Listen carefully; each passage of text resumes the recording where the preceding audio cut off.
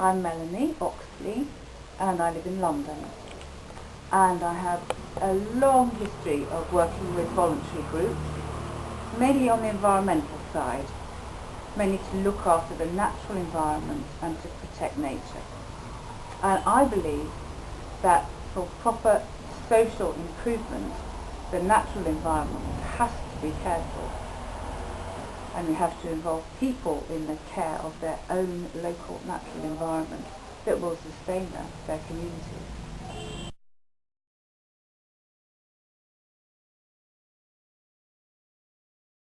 That's quite difficult. The legislation, the protection of wild areas in the UK comes mainly from the European Union now.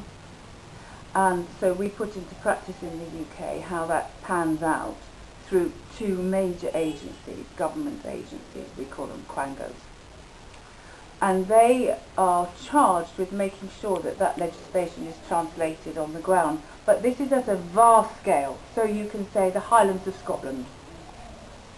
You can say the Lake District. These are vast scale protection of areas. Maybe they become a national park.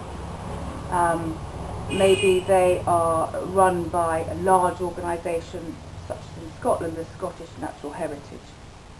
So they are important, but local people still need to care for that land in a certain way. So if you are in a national park and you're a farmer, there are things you cannot do. You cannot increase the size of your field. You cannot remove a dry stone wall. You cannot remove a hedge. You have to not use chemical fertilizer.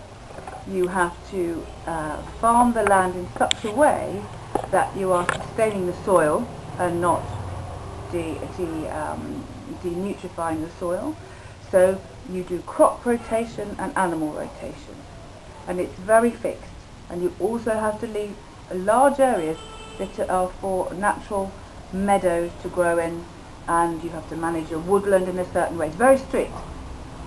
So the local community has a role to play too, because the countryside actually is formed by people, especially in the UK. We don't have wildness anywhere. It's all moulded by human beings.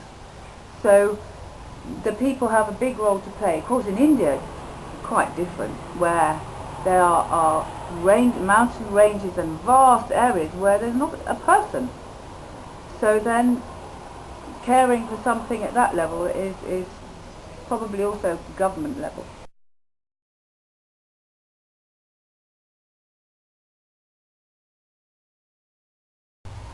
Yes, there is. Yes, there is. Would you like to share one example? Normally, it's difficult to think of an example. Yes, I can think of an example. So the government currently wants to put a brand new high-speed railway line from London all the way through some of the most protected landscapes in Europe up to the north of England.